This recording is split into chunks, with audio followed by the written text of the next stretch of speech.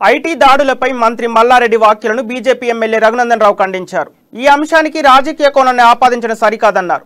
కక్ష సాధింపులో భాగంగానే ఐటీ దాడులు చేస్తున్నారని మల్లారెడ్డి చెప్పడం సరికాదన్న ఆయన సాక్ష్యాల ఆధారంగానే అధికారులు విచారణ జరుపుతారని అన్నారు. కొడుకును కొట్టారంటూ మల్లారెడ్డి ఆరోపణలు చేయడం సరికాదని హితవు పలికారు.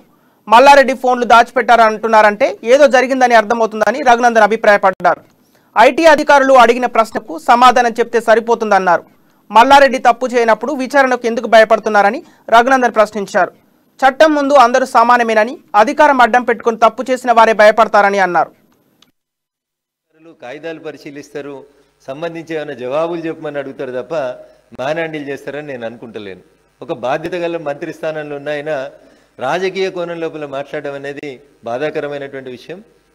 నేను భారతీయ జనతా పార్టీ నాయకులైనా, కాంగ్రెస్ నాయకులైనా, కమ్యూనిస్ట్ నాయకులైనా ఎవరైనా కుమారుడికి అస్వస్థత రాజకీయ కుట్ర అయితే అయి ఉంటుంది బహుశా మల్లారెడ్డి గారు చెప్పినట్టు.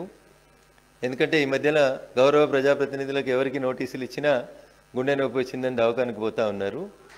నేను ఒక 30 సంవత్సరాల నుంచి ప్రాక్టీస్ చేస్తున్నటువంటి ఒక అడ్వకేట్గా నాది సమాజం ముందు, తెలంగాణ ప్రజల ముందు నాది ఒక ప్రశ్న. నిన్న మొన్నటి దాకా మంచిగా ఉన్నటువంటి వ్యక్తి, నిన్న పొద్దుల వాకింగ్ చేసినటువంటి వ్యక్తి, మంచిగా ఆరోగ్యంగా ఉన్నటువంటి వ్యక్తులకి ఈడీ నోటీసులో, ఐటీ నోటీసులో రాగానే గుండె నొప్పి ఎందుకు వస్తుందో నాకు అర్థమైతే లేదు.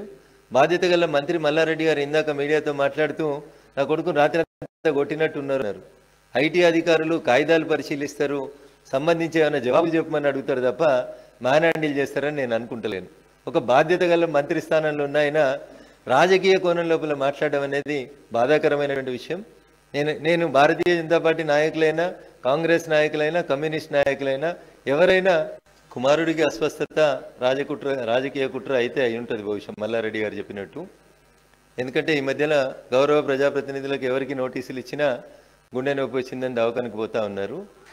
నేను ఒక 30 సంవత్సరాల నుంచి ప్రాక్టీస్ చేస్తున్నటువంటి ఒక అడ్వకేట్గా నాది సమాజం ముందు, తెలంగాణ ప్రజల ముందు నాది ఒక ప్రశ్న.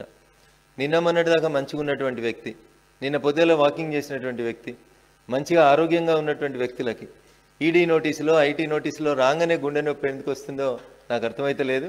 బాధ్యత గల మంత్రి మల్లారెడ్డి గారు ఇందాక మీడియాతో మాట్లాడుతూ నా కొడుకు రాత్రి అంతా కొట్టినట్టు ఉన్నారు అన్నారు. ఐటీ అధికారులు కాయిదాలు పరిశీలిస్తారు, సంబంధించి ఏమైనా